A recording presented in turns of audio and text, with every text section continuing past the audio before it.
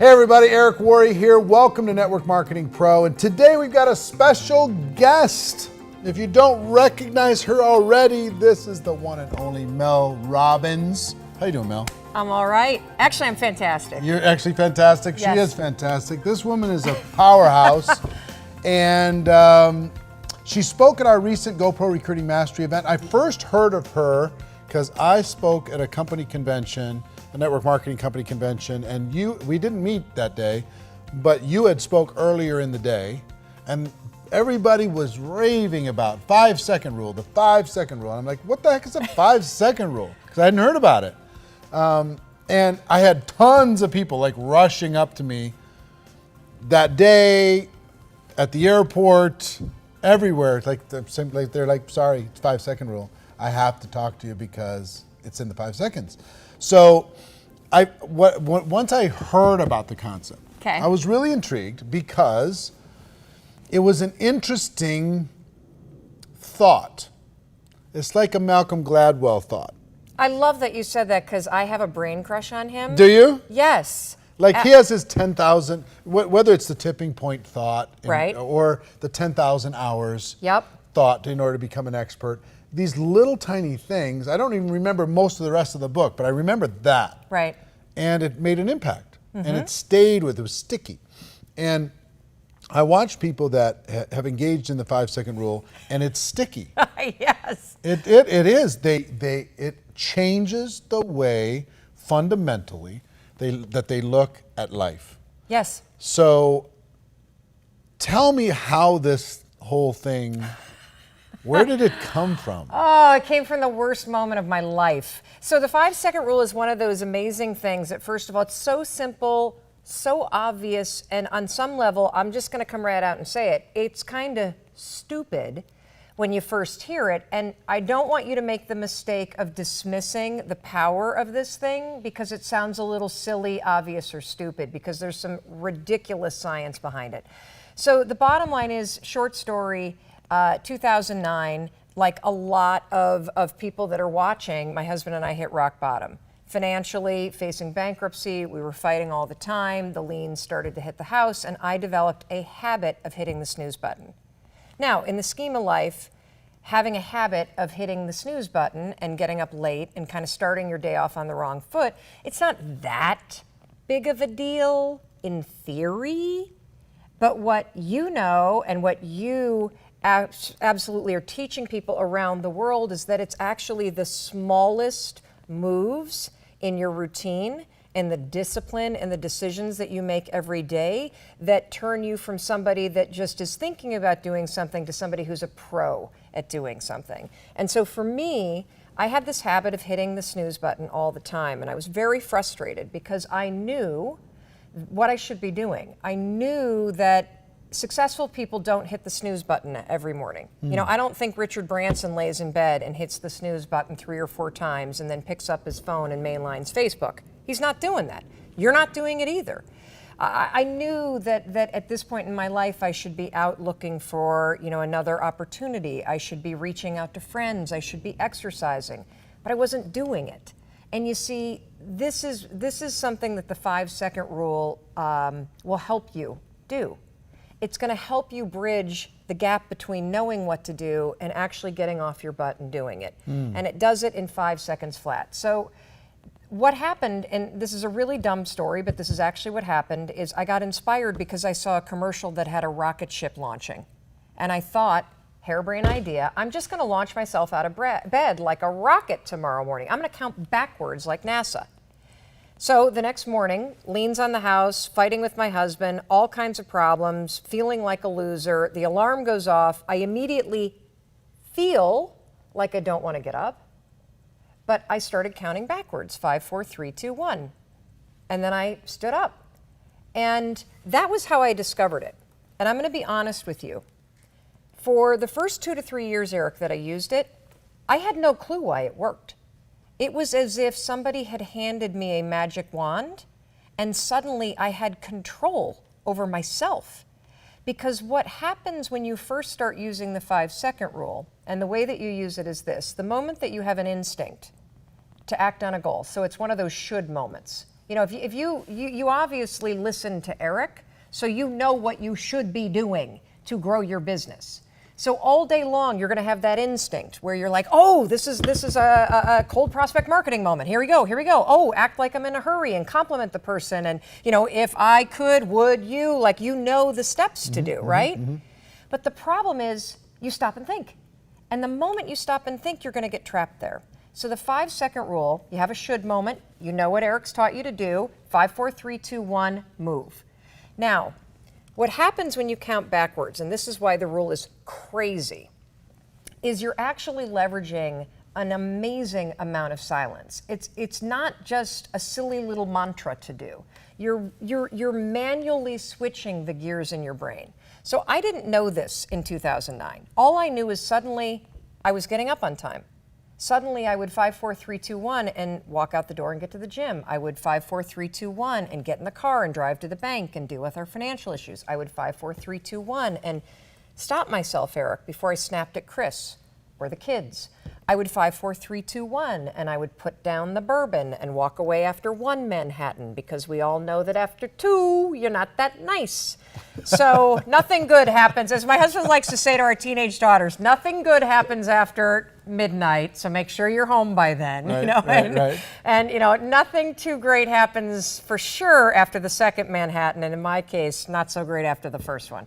So I started to use it to basically interrupt my habits of doubting myself, of overthinking, of hesitating, of grabbing the drink, snapping at the kids, all that kind of emotionally driven behavior. Defaults. Yeah, the defaults, completely.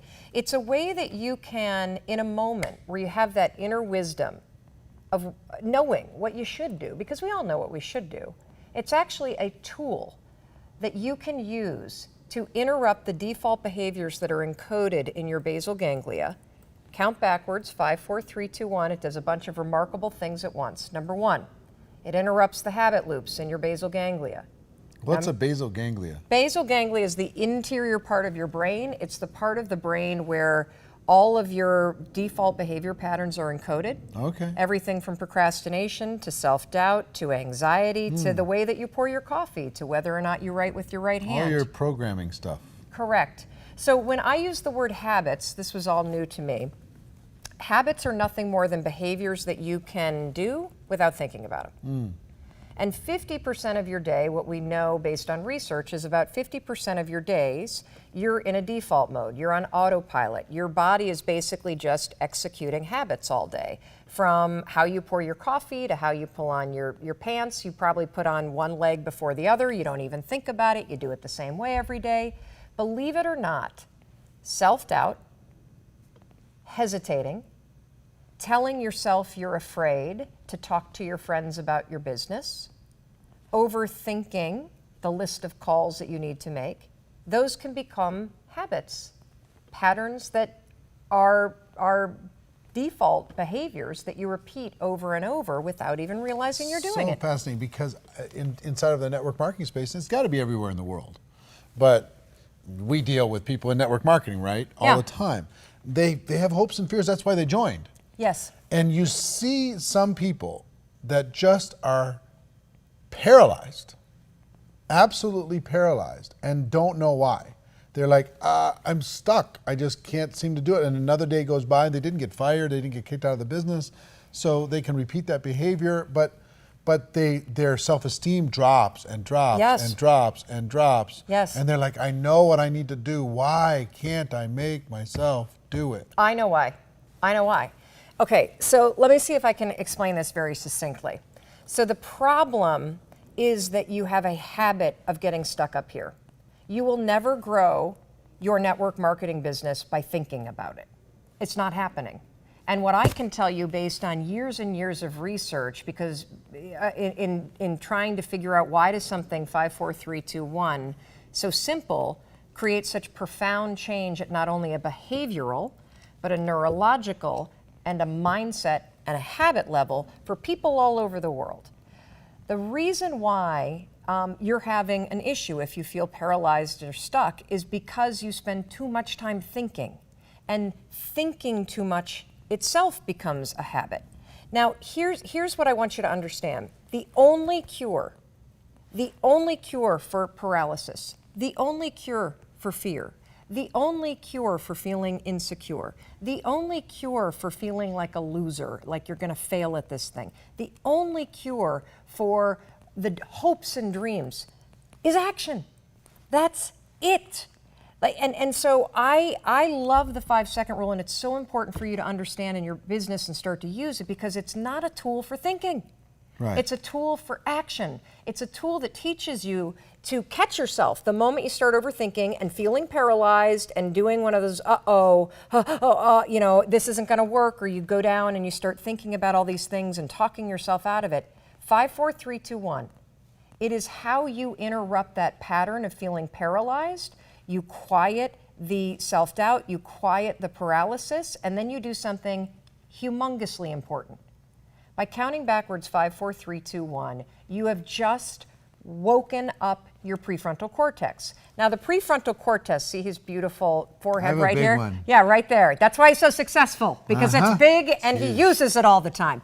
The prefrontal cortex is the part of your brain that's active when you're changing behavior, when you're doing something new, when you're doing something that you're excited about, and when you're doing something that's difficult or uncertain. So let me give you an example. I'm a righty. That's a habit. I taught myself and started defaulting to the right hand, right? Now, Eric could tie my hand behind my back and say, Mel, I want you to try to write with your left hand. Now, I could try to write GoPro with my left hand, but it would require this entire part of my brain. My brain would be so focused on trying to make those letters go, and if my son came in and said, hey mom, can I have a grilled cheese? I would literally do one of those, like, I can't talk to you right now because I got to focus, because and the reason why your prefrontal cortex is firing up is because it's got to use all its power to talk to the hand and direct the new behavior and forge new neural pathways.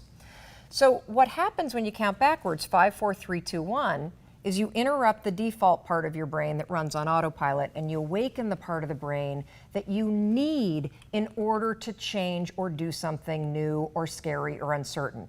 And here's what's really cool. By going 5, 4, 3, 2, 1, you not only outsmart your brain, you also, like that, turn on the part that makes change easy.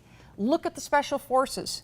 How do they start any exercise with the SEALs? 5, 4, 3, 2, 1. Look at Really? Oh yeah. I've had so many military folks, veterans, special forces come up to me and say, "Oh my gosh, this brought me right back. This is how we would I've heard start of any new 3, 2, exercise." 1, go. Well, that's also Facebook. Yeah. Right? You're aligning. If you go into an elementary school, you'll see schools around the world when they have an assembly.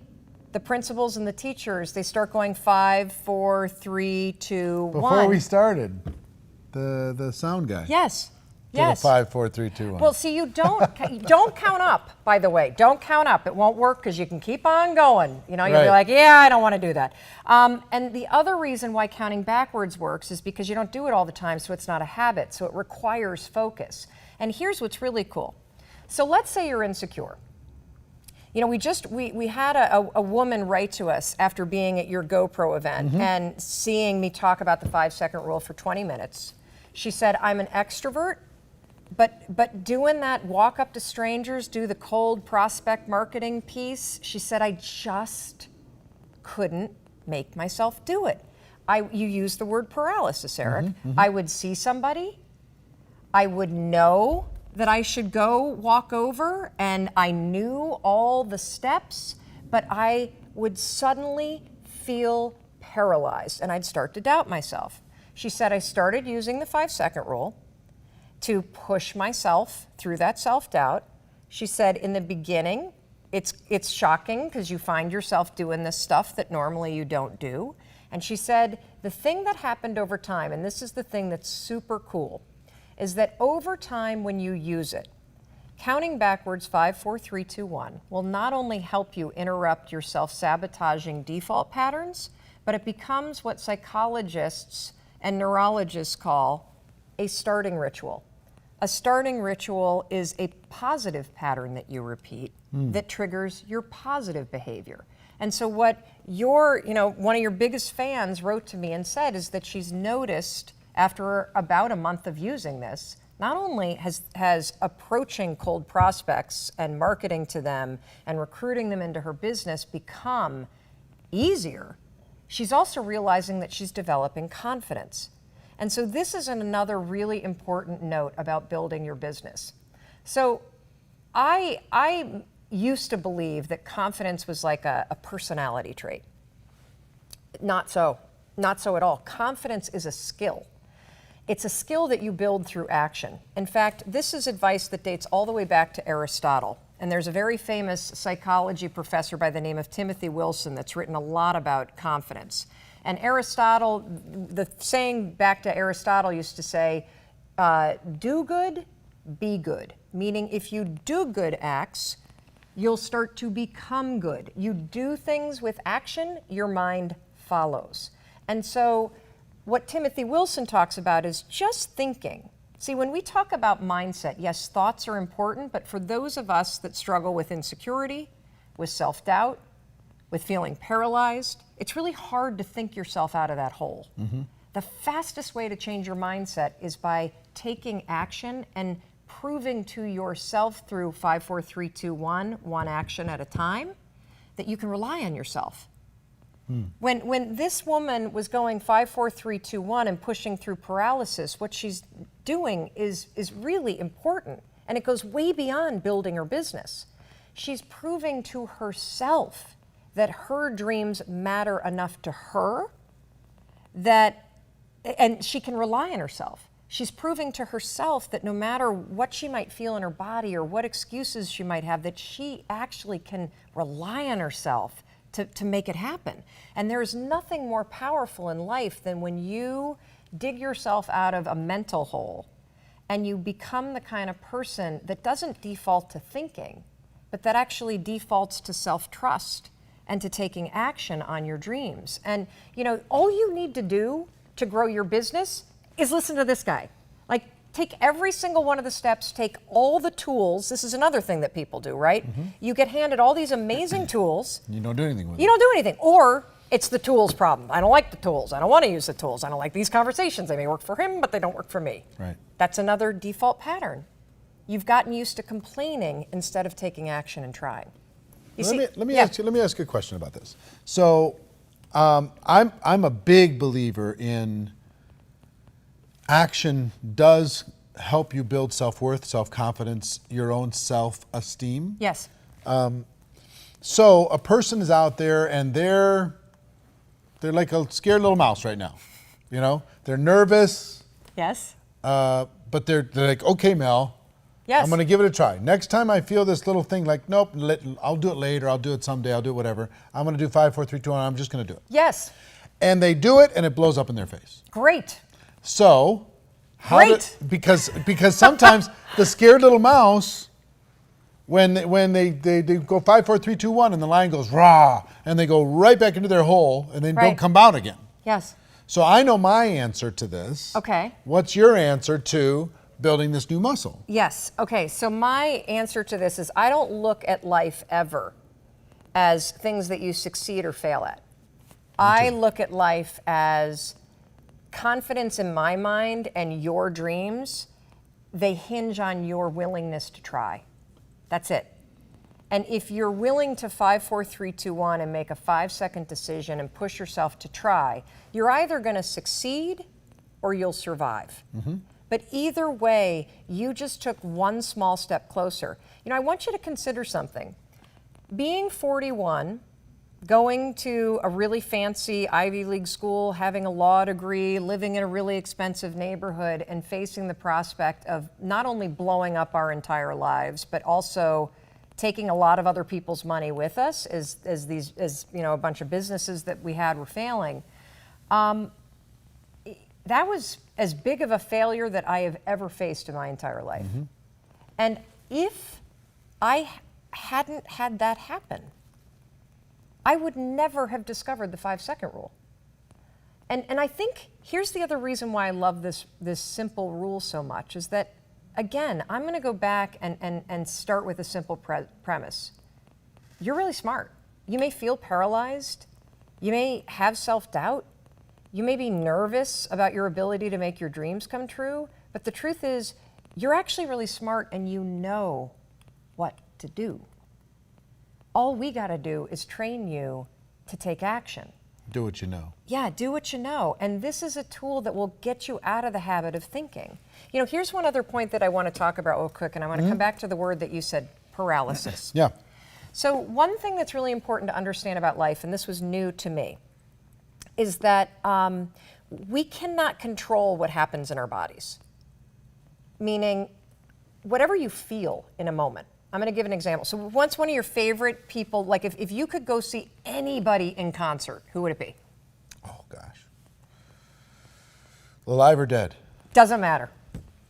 I want to see Freddie Mercury from Oh, Queen. you're kidding! I would love to see him, but it's too late. That's all right. That's all right. So Freddie Mercury, you're never got to standing see him. in the front Or row. Prince. Or Prince. Prince. I never got Oh my to God, see Prince. Prince. So imagine you're standing in the front row. Prince is about to come out. Yeah. What are you feeling in your body? Oh my God, you're like right there. He's about to be Excitement, right. yeah. Yeah. Well, but what's happening in your body? Anticipation, fun, I don't know. You get butterflies.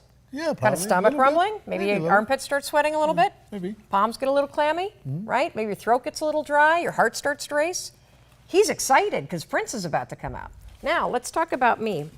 I'm the little mouse that's really afraid, and I see a prospect over there, and I know I should talk to them, or my sister-in-law, who I'm dying to bring into this business with me, but oh my gosh, what if she doesn't like it? What am I feeling? I'm feeling fluttering in my stomach. My armpits are sweating. My hands are clammy. My throat is tight. My heart is racing. Now, the only difference between what's happening for Eric at the Prince concert and what's happening for me, the little mouse over here who's feeling paralyzed, is Eric's brain is saying, oh my gosh, I'm so excited, I'm about to see Prince. My brain is saying, holy, I'm about to die. You know, Right. your brain is reading your body signals. What you feel is excitement. My brain is reading my body signals as death. Yeah. Exactly. We can use that to our advantage. Let me show you how. Because your body, you can't control what your body's going to do. Your body's going to have moments where you get flustered, where your heart races, but you can always control, using the 5-second rule, what you think and what actions you take.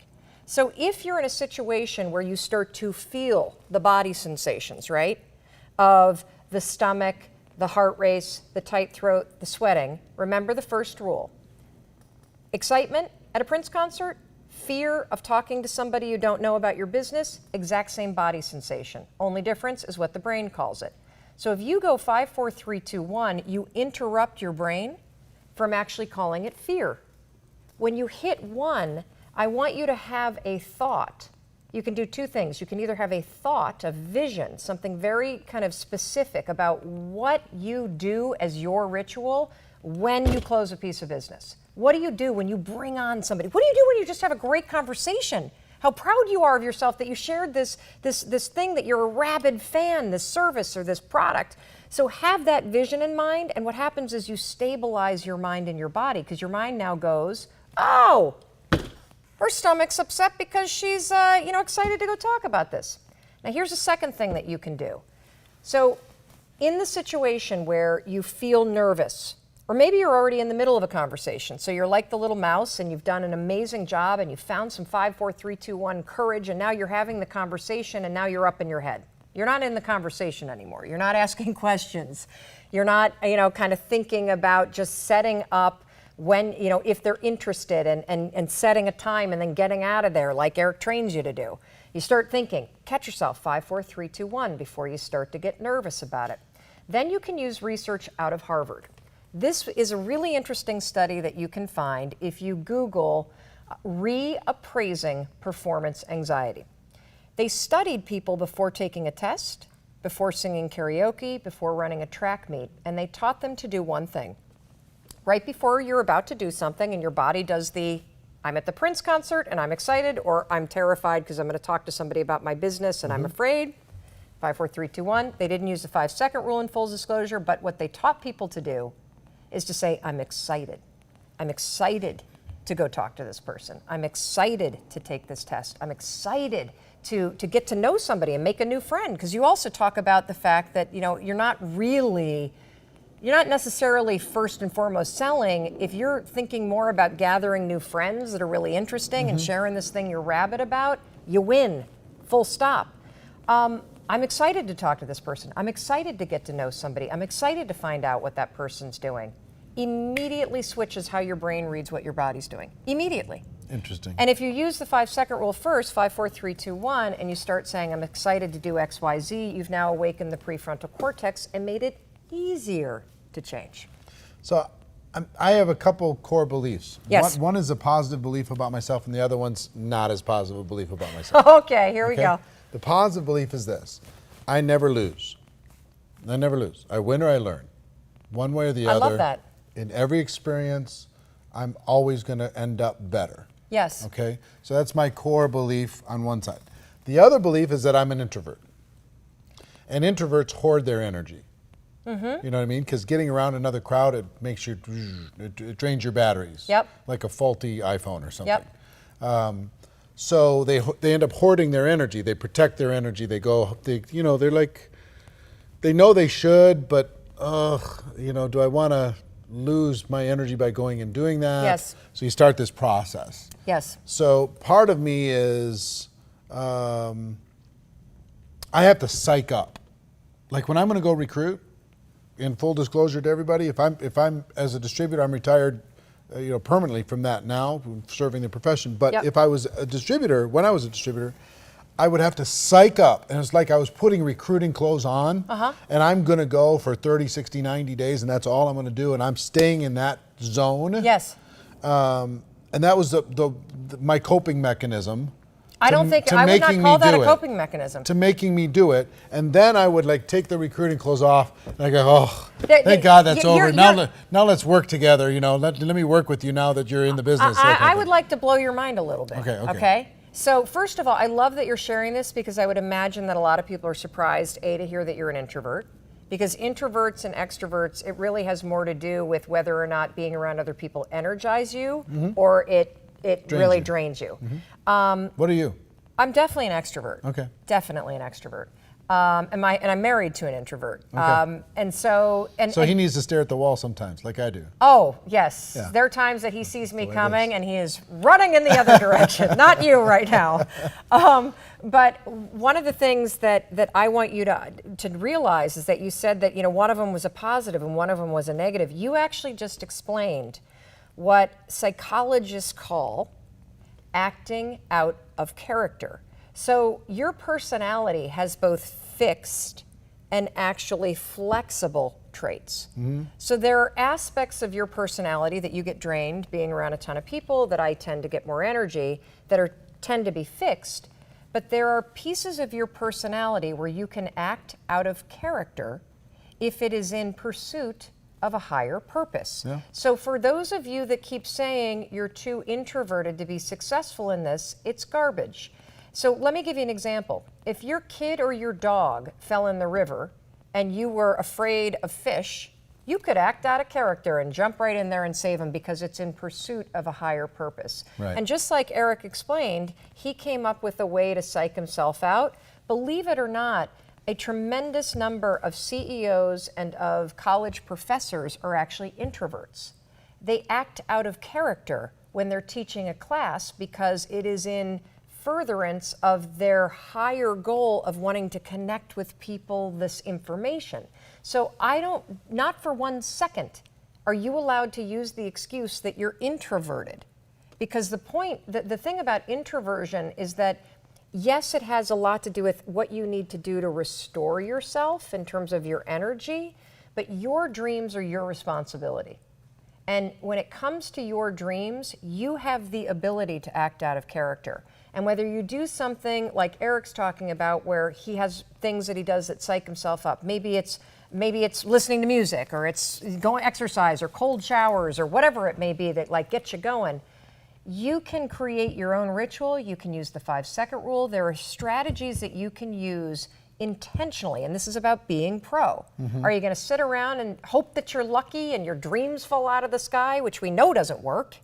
Or are you going to get serious about your dreams and do what's necessary to act out of character or out of those default modes in furtherance of what you want and deserve.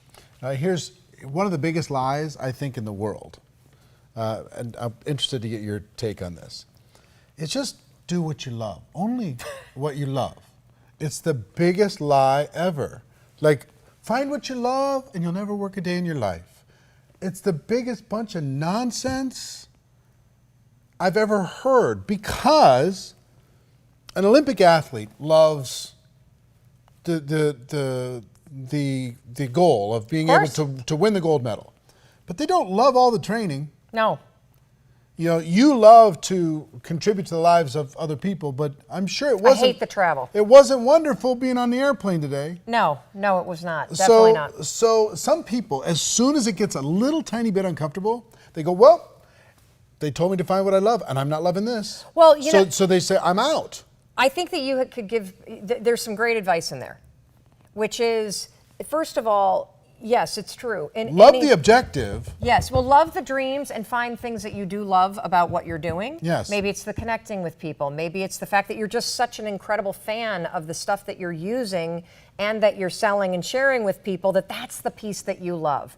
But there are things in life that you're always going to hate. But you got to do them. See, I have this, I said this thing. But that's so you can use the 5, 4, 3, 2, 1. Oh my God. To be able to just get past that to the stuff that you love again. Excuse me, do you love unloading the dishwasher? Seriously, do you love picking up dog poop? Do you love doing the laundry?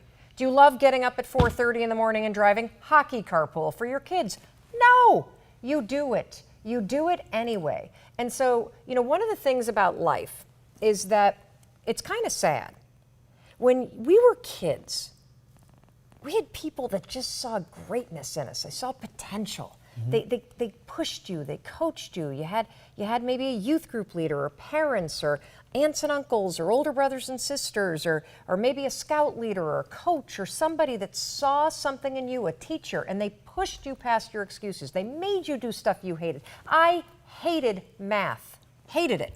Mr. Core, Really? Glenn Core, yes, Glenn Core, incredible engineer. He was my high school math teacher. I was terrified of him. I hated going into that class. One of the reasons why I'm an incredible businesswoman is because of how my math acumen. And it's because he pushed me. And the sad thing about being an adult is that when you get older, we don't have those people in our lives. Right. It's up to you. Like when you move out of your house and you become an adult, you have to parent your stuff. All that annoying stuff your parents told you to do that, we're now telling our kids to do, clean the room, feed the dog, pick up your backpack, no, I'm not giving you money, what'd you do with your allowance? Like all that stuff that was annoying, they were pushing you to be great. Well, now it's your job. You're lucky because you got this guy. But one of the things that you can do when you find that you're alone and you just hate doing this thing, cold calling, I hate it. Throwing a party, I hate it. Learning the new stuff, I hate it. I'm successful now. Why do I have to keep recruiting people? Right. Duplicating your business. Why do I have to learn how to train the trainer? I hate that stuff. Why can't I just 5, 4, 3, 2, 1? Do it. Yeah. Yes, if your dreams matter to you, you'll do stuff you hate. That's life. And I also think that there's a lot of value in figuring out your hate list, because if you have a list of things that you hate, it tells you a lot about the things that you love and that you are passionate about. And as you get bigger and you learn those things that you hate, guess what? You can hire people to do it. I know it. Yes. That's what I do. But first you got to know how to do it so you can train them. I know. You got to know how to do it, and then you train them. Then you surround yourself with people who handle the stuff that you're not wonderful at. It's the best. Yes, in the it's world. true. I'd highly recommend that. Well, listen, I've appreciated you spending time and talking to people about this. Let's talk about the book. Yes. Because the 5-Second Rule book is out, available. People can pre-order. They can order. You're giving away a bunch of stuff. Oh my gosh. Here's my recommendation to you. Buy it. My recommendation to you is this. I'm not making anything in exchange for this recommendation. There's no compensation in any form other than the fact that I think it will be worthwhile for you and everybody in your team to incorporate this mind virus into your head to take action. 5, 4, 3, 2, 1. take that product, share that opportunity, go to that meeting, register for that convention, whatever it is that you're avoiding doing, the thing that you know you should do and you're not doing, use this tool to do it. And the book's going to help you. Now, we want to help her in any way we can get to the top of the bestseller list. The book is just newly out, so I'm going to ask you to do 3 things. 1, buy the book. Just go. You can go to Amazon.com or any bookstore. Yeah, It's only $16 at this point. It's selling so well. $16 or so, whatever it is. Go buy it. Get it immediately. 2, I would ask that you recommend this to your teams. If you think this will help them take action, then recommend it to your teams and get this, make it a book club or a book of the month or a study group thing that you could do team-wide, because this will really help you. And 3, I would like all of you to go on Amazon and give it a review. After you've read it, good, bad, or indifferent, just give her a review. Take a second to be able to do that. I know it's a pain in the neck to do, but if you do it, that makes a big difference, and it's going to have an impact for her. She supports what we do inside the network marketing profession. Her message supports what it is that we're trying to accomplish in the network marketing profession. And if you get value, let's help her do what she needs to do, which is to spread her mission around the world. And there's also, you're giving away a bunch of stuff. Oh my gosh. Okay, so I want to tell you why this book took me 3 years to write. And one of the things that's really remarkable about it is that I thought about you as I was writing it. There are more than 150 social media posts from around the world, people building businesses just like you, throughout the entire book. So you're seeing other people and how they're using the rule to beat procrastination, end anxiety, double their business in 5 months flat, recruit 50 people to their business in a matter of weeks. Why? Because this is a tool for action. There's also pages you can tear out that are designed to be tacked up to inspire you and keep you going. And that's not all.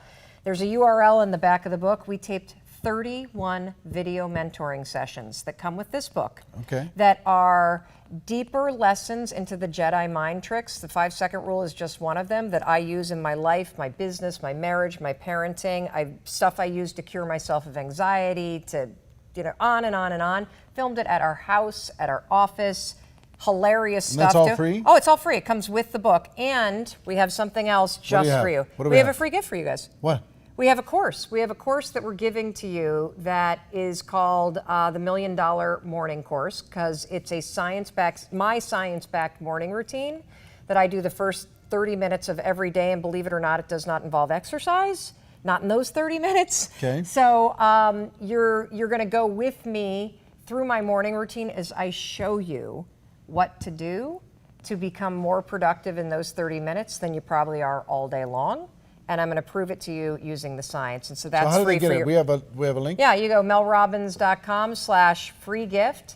But, the book, I know that you will love it. And on top of all of the 31 sessions and how cool the book is, on the website, we have a tremendous number of videos to help you teach your team and your kids how to use this. And by the way, I'm going to warn you. This is a very serious warning. I told you the rule is simple. I told you it's stupid. I told you it's kind of annoying. What happens when you teach your team is if they catch you griping, or they catch you procrastinating, or they catch you not doing stuff, they're going to turn the rule back on you. Some days I regret that I taught my children this rule, because they're constantly 5-second rule, Mom. Watch your tone. That's hilarious. So what if people want to get bulk? They want to buy 100 of them.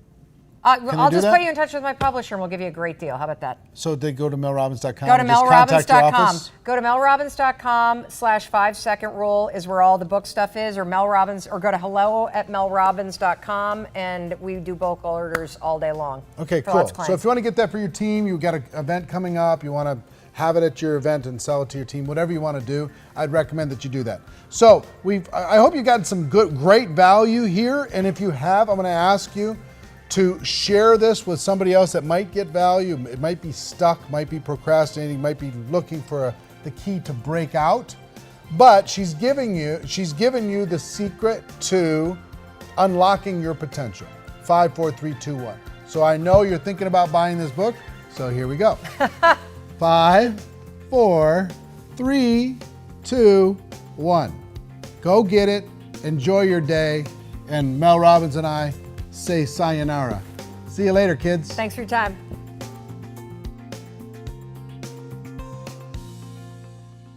Hey, my name is Eric Worre, and if you're involved in the network marketing profession, I want to invite you to come to the Network Marketing Pro YouTube channel. Every week, we put out content on how you can become a network marketing professional. We have tips, ideas, strategies, interviews with million-dollar earners in the profession, interviews with global icons like Tony Robbins or Sir Richard Branson, lots of different things that we provide. They're absolutely free. Do yourself a favor, click on the link, subscribe to the YouTube channel, tell your friends to do the same, and I can't wait to see you there.